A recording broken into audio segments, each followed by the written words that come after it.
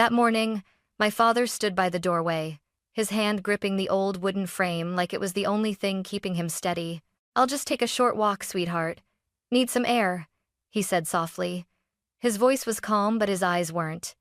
There was something trembling behind them, something I didn't understand until years later. He smiled at me one last time, then stepped out into the cold November fog. And that was the last time I saw him. Days turned into months, then years. Every phone call, every knock on the door made my heart jump, but it was never him. 5 years later, just as I'd stopped believing I'd ever find answers, I saw his face again on the evening news.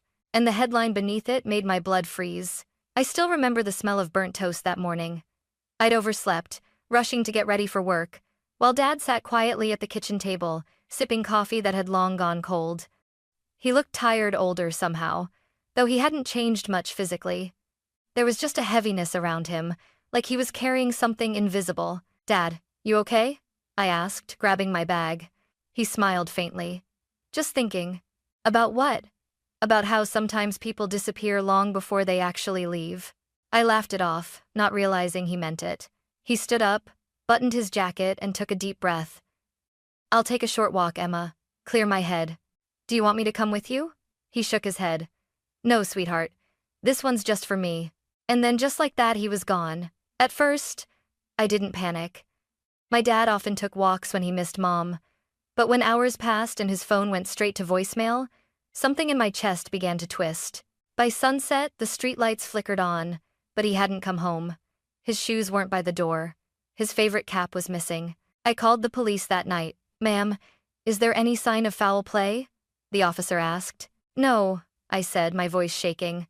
"Just absence," he sighed. "Adults sometimes need space. He'll turn up." But he didn't. I retraced his usual routes through the park, along the riverbank, to the corner diner where he always ordered black coffee and apple pie. No one had seen him. By day 3, I was putting up flyers. By week 2, I was calling hospitals. By month 1, I barely slept. One afternoon, a postcard arrived, no return address. "I'm fine. Don't look for me." I recognized the handwriting immediately. I stared at the words for hours, tracing each curve of ink. It was him, but not him. Dad never wrote short notes. He'd always left long, rambling messages with doodles in the margins. This one felt cold.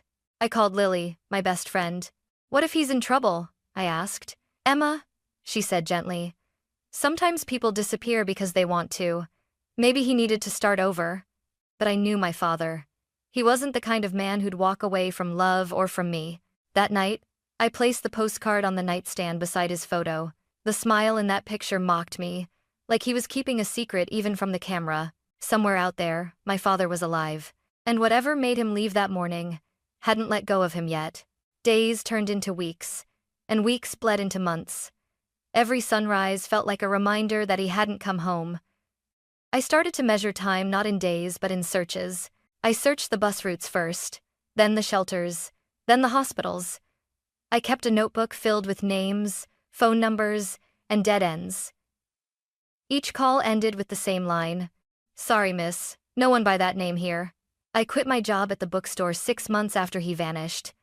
My boss tried to talk me out of it, but I couldn't shelve novels while my own story was unfinished. Instead, I joined volunteer search teams.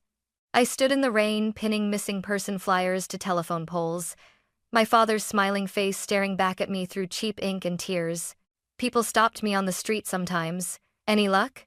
they'd ask softly. I'd smile, tight and rehearsed. "Not yet." Lily came by every Friday with food I never ate. "You can't keep doing this forever, Em," she'd whisper. "I can't not do it," I'd reply. He didn't just vanish into thin air. But as the years passed, hope began to change shape. It became quieter, heavier, the kind that sat in your bones and whispered, "What if he doesn't want to be found?" I started visiting shelters late at night, just before they closed. I'd show his picture, over and over. "Seen him? Sorry, sweetheart. We see hundreds like him." The 5th year hit differently. I turned 29 and celebrated alone with a candle and an empty chair. The house still smelled faintly like his aftershave, though I hadn't touched the bottle in years. That's when the postcards stopped. There had been 4 of them in total, all written in the same careful handwriting. Always short, always distant. "I'm safe. Don't worry. You'll understand soon. The last one arrived on the anniversary of his disappearance. I love you, kiddo. This is goodbye. I remember holding that card to my chest, shaking, whispering to the empty room. No, not goodbye. Not yet. Still, life went on around me. Lily got married. My old coworkers moved away. Even the police had long stopped returning my calls. But I couldn't let go, because something deep inside told me his story wasn't over. Then, one ordinary evening 5 years after the day he left, I was making soup when the news interrupted the program. Breaking news, man found living under alias in Seattle, possible link to cold case disappearance. I froze. The photo flashed on screen. My hands went numb. The spoon clattered to the floor. Because there he was, my father. And his eyes, even through the camera, looked terrified. The moment I saw his face, time stopped. The news anchor's voice faded into static, replaced by the pounding of my heartbeat. The man on the screen looked older, his beard unkempt, his hair streaked with gray, but those eyes, I'd know them anywhere. My father's eyes. The chyron below, the image read, Seattle police detain man living under false identity. Connection to missing person case from Oregon. My breath caught in my throat. I turned up the volume. Authorities have identified the man as Richard Hale, believed to have vanished 5 years ago. He has been living under the name Daniel Marks. Sources say he may be linked to a second disappearance of a woman named Margaret Collins. Margaret Collins. The name felt like lightning striking my spine. That was my mother's middle name. The reporter continued. The investigation is ongoing, and police are requesting next of kin to come forward. Add guys. Had it stayed by the work, I didn't even think. I grabbed my keys, my phone, my father's old photo, and ran. Lily called as I was halfway down the freeway. Emma, where are you? Seattle. Seattle? Emma, what's going on? I found him. My voice broke. He's alive. The line went silent for a moment. Are you sure? I saw him on the news. It's him, Lily. It's him. By the time I reached the city, my hands were shaking so badly I could barely hold the steering wheel. I called the Seattle Police Department, explaining everything between sobs. Ma'am, the officer said, if you're family, you can come down to the precinct. But prepare yourself. The man we have isn't in good shape. That sentence echoed in my mind all the way there. When I finally arrived, the station smelled like stale coffee and rain-soaked paper. A young detective led me to a small viewing room with a one-way mirror, and there he was. He sat at the metal table, hands folded, eyes fixed on nothing. His face was thinner, worn, haunted. But it was him, my father. Why is he here? I whispered. The detective exchanged a look with his partner. He claims he left on his own, says he was protecting someone. Protecting who? The officer sighed. A woman named Margaret Collins. She's still missing. My heart nearly stopped. That name, it's familiar. The detective studied me. It should be. According to what we found, she might be your mother. The room began to spin. That's impossible, I whispered. My mother died 15 years ago. Maybe not, he said quietly. Through the glass, my father suddenly lifted his head like he knew I was there. His lips moved soundlessly. And even without hearing him, I knew exactly what he said. Don't trust them. When they finally let me see him, my legs felt like they'd forgotten how to move. The hallway to the interrogation room was long, humming with fluorescent light. I clutched the photograph from my graduation the last day I'd seen him proud and whole. The officer opened the door quietly. He's fragile, he warned. Keep it calm. I stepped inside. He was sitting there, shoulders slumped, his hands trembling slightly. For a moment, I just stared, afraid that if I spoke, the image would dissolve like a dream. Dad. My voice cracked. His head lifted. His eyes widened. Emma? I nodded, tears already spilling. I thought you were dead. He tried to stand, but the handcuffs clinked softly against the table. You shouldn't be here, he whispered. You have to stay away from this. From what? I demanded. 5 years, Dad. 5 years of nothing but silence and postcards that made no sense. He flinched like my words were physical blows. I did it for you, he said. For me? I laughed bitterly. Walking out, faking your life, letting me think you were gone, that was for me? He leaned forward, eyes glassy. If you knew the truth, They would have come for you too. Who? I shot back. Who are they, Dad? The same people who took Mom? His lips pressed into a thin line. She's not dead. The world stopped. I blinked. What did you just say? He swallowed hard, his voice barely above a whisper. She's alive, Emma. And I had to keep her that way. I stumbled back, gripping the cold metal chair for balance. That's impossible. We buried her. There was a funeral. It was staged, he said.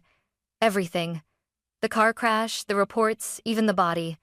She had to disappear. I shook my head violently. Why?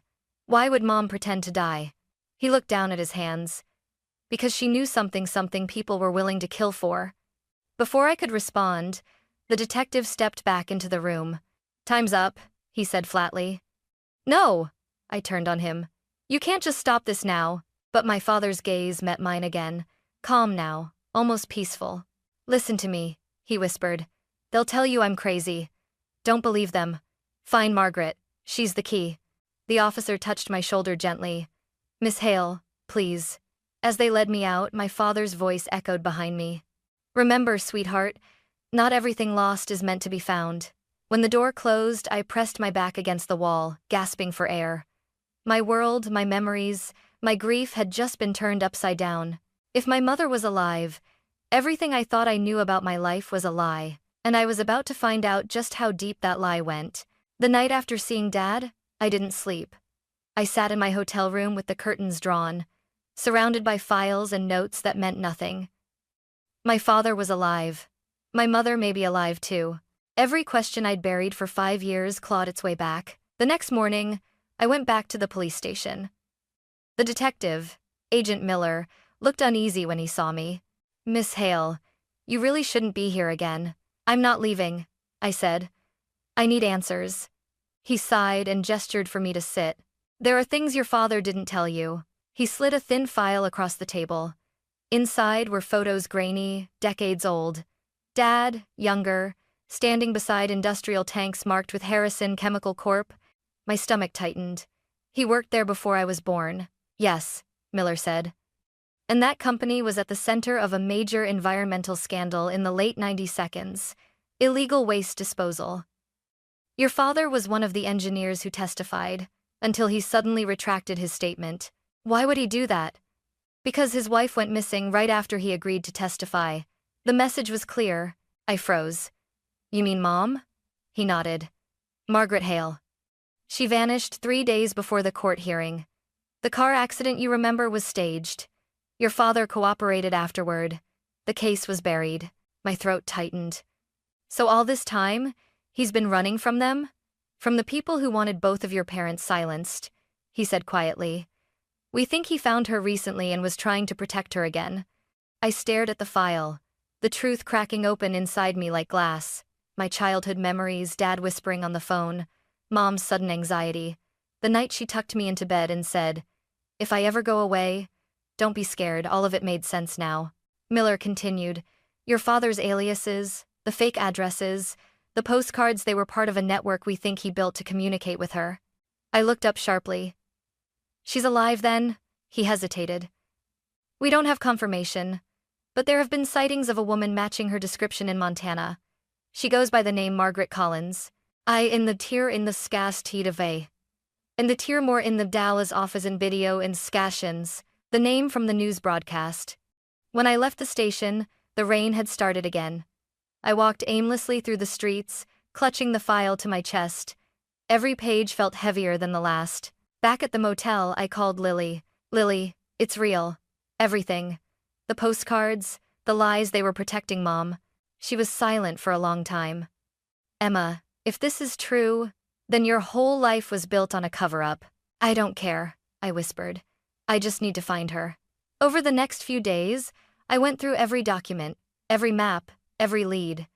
The deeper I dug, the darker it got, names of executives, secret payments, coded letters in Dad's handwriting. Then, tucked inside the file, I found a photo I'd never seen before. My parents standing together at a company picnic. Dad's arm around Mom, both smiling. But behind them, blurred in the background, was a man I didn't recognize, his eyes fixed straight on them. On the back, Dad had written in shaky ink, If you find this, it means they found me first. Trust no one. I felt the blood drain from my face. Dad hadn't just vanished to protect Mom. He'd vanished because someone was still hunting them both. 2 days later, I got a call from Agent Miller. "Emma," he said, his tone low and urgent. "We've confirmed a location. Your mother's alive." The words didn't make sense at first. Alive.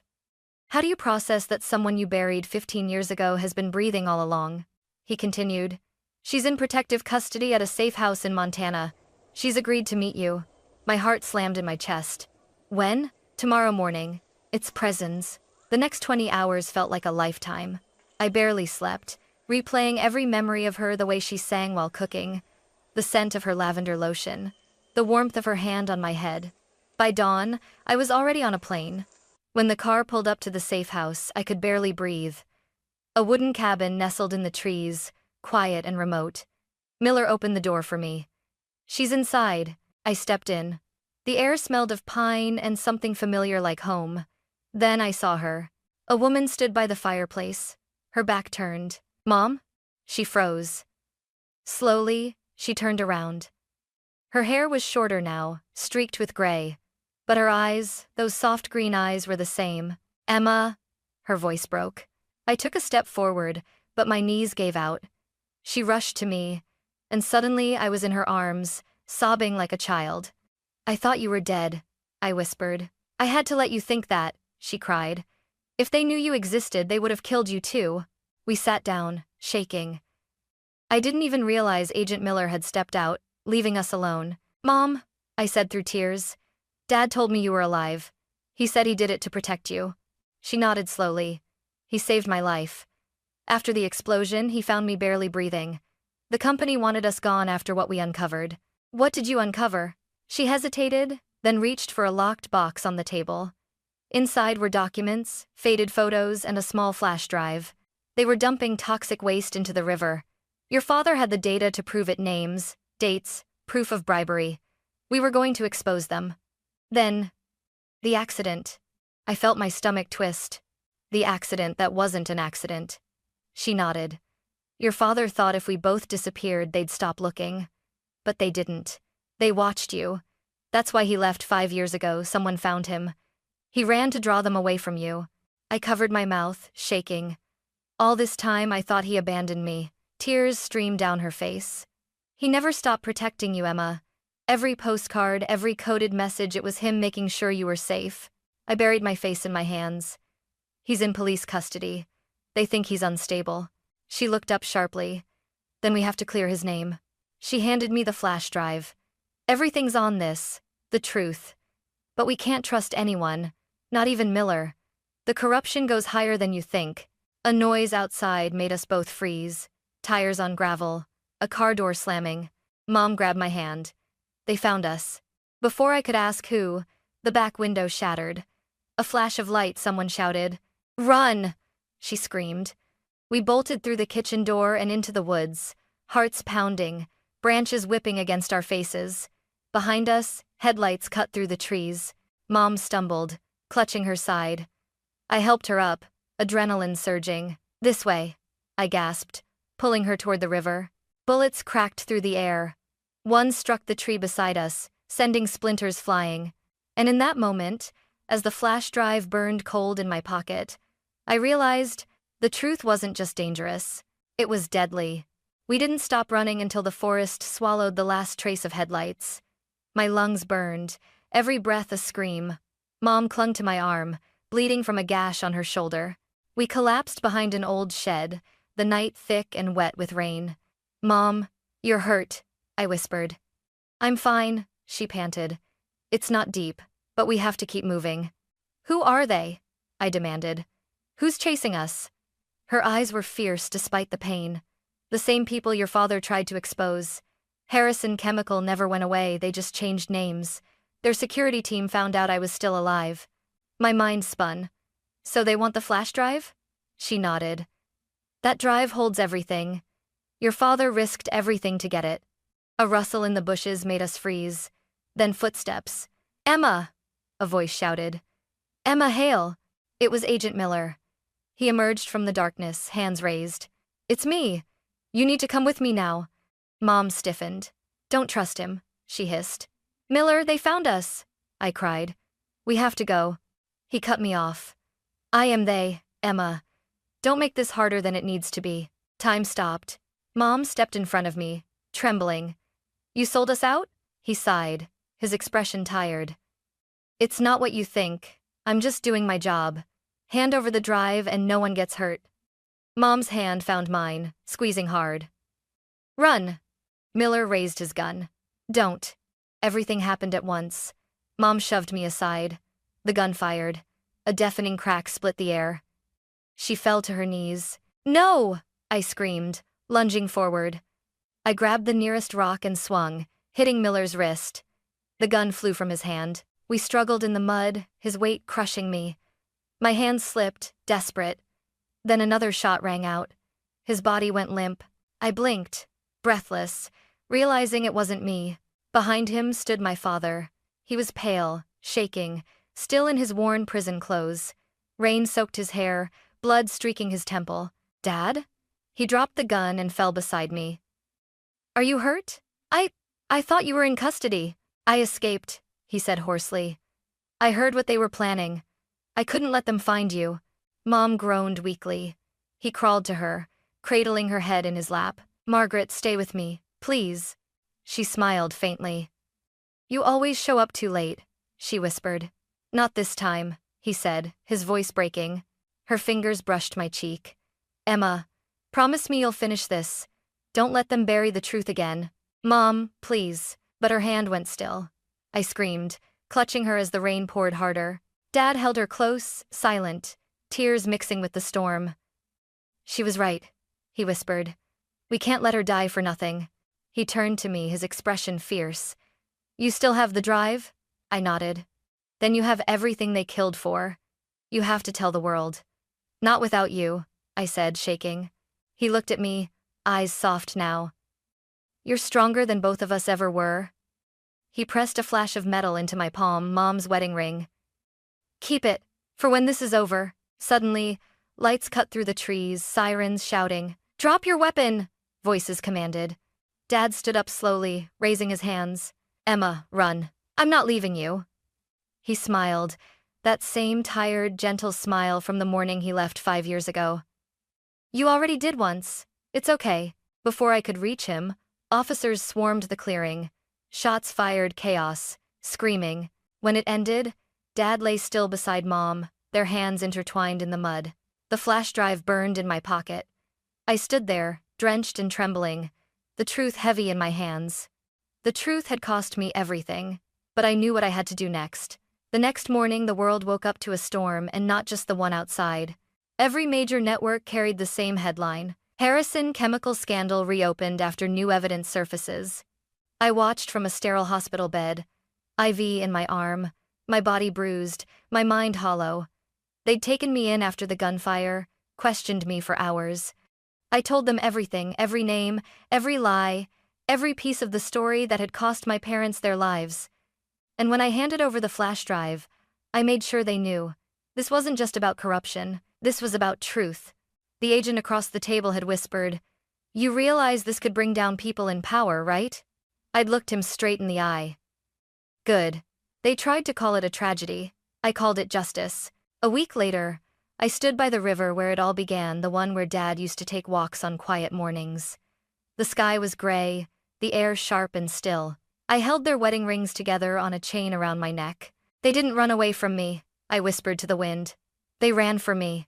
The government issued posthumous commendations. The media called my parents whistleblowers.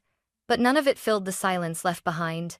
Sometimes, I still dream of that last night, the rain, the gunfire, the way Dad looked back at me before raising his hands.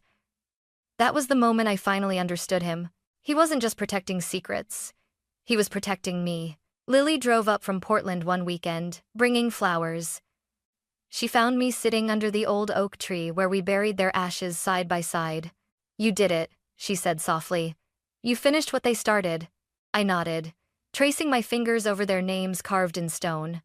But it doesn't feel like victory. It's never victory, she said. It's survival. As the sun dipped below the hills, I took one last look at the quiet house beyond the field, the same one Dad had walked away from 5 years ago. He'd promised me he was just taking a short walk. Maybe, in some way, he was right. Because after all the lies, the losses, and the years of searching, I'd finally found where that walk had led him. To the truth, to peace, to home. And as I turned to leave, the wind picked up, rustling through the trees like a whisper. "Don't look for me," it seemed to say. I smiled faintly. "It's okay, Dad. I finally know where you are."